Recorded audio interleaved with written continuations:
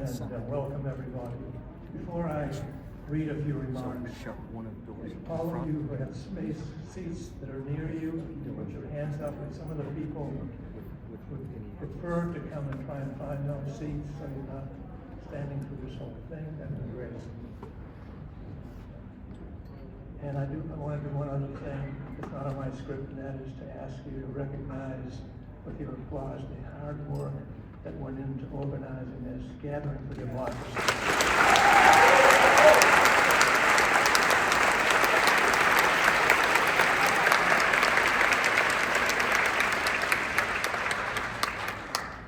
Thank you.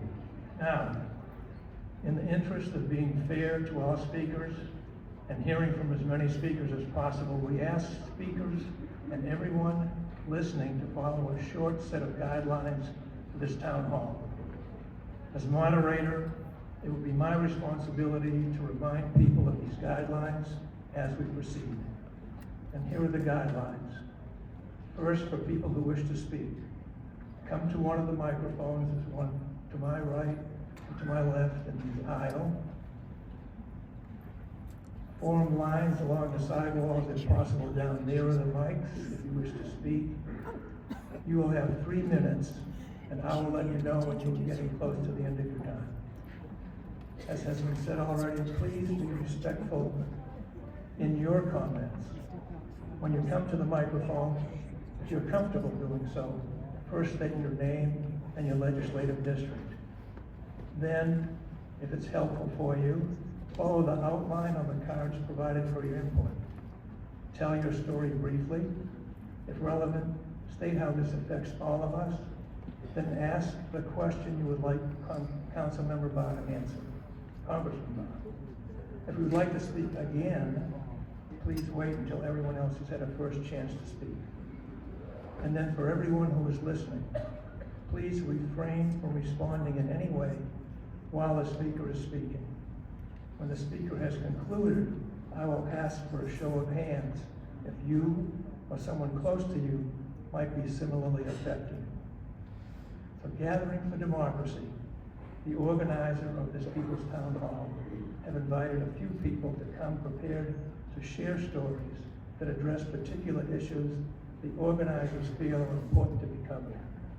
I invite those people now to come to the microphone, and I invite others to come forward when they have concluded their remarks. Thank you. Good morning. Good morning, Congressman Barr. My name is Kim Edwards. I am one of your constituents in the 6th District. I am also a cancer survivor. 2.5 years ago, I was one of the 2 million Americans each year who get a cancer diagnosis. I was healthy, and then suddenly I was facing a life-threatening illness. It was terrifying, and it was hard on my family. But I was lucky for several reasons. I caught it early. The kind of cancer I had was curable.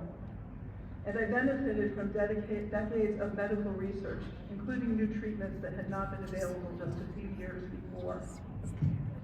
There are only 57 comprehensive cancer centers in the entire United States. In UK's Markey Cancer Center is one of them. Right here in the 6th District, we have one of the best cancer care and research centers in the country, and the only one in our state. I got excellent care at Markey. I'm deeply grateful, both for my talented and compassionate healthcare team and for the federally funded research that saved my life. So it was devastating to me when Donald Trump, in his first month in office, halted the funding for cancer research. His freeze, the court interventions, the drastic cuts to NIH grants, all of these have thrown our nation's research on cancer into chaos. Scientists are being laid off. Clinical trials are being stopped in midstream, and the discovery of new cures has stalled. Congressman Barr, you had a chance to stop this, but you did not. Last week, you voted for the continuing resolution, which included a 57% cut to congressionally directed medical research programs, most of which goes to cancer research. I don't get it, Congressman Barr. How does this help Kentucky? How does this help your constituents? Federal government funding for research generates substantial government or economic activity, jobs, infrastructure, spending in the communities where the research is conducted. That's Lexington.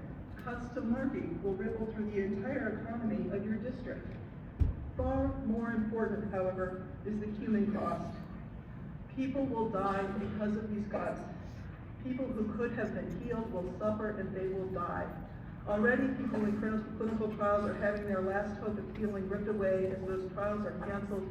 So many people, some in this room, many more in your district and in the state, will be diagnosed next week, or next month, or next year, and the science that could have saved them won't exist because you voted not to fund it. Congressman Barr, you work for us. It is your job, your only job, to represent the interests of your constituents. So I don't understand why tax breaks for your wealthy donors matter more to you than the lives of the people who elected you to serve them. Thank you.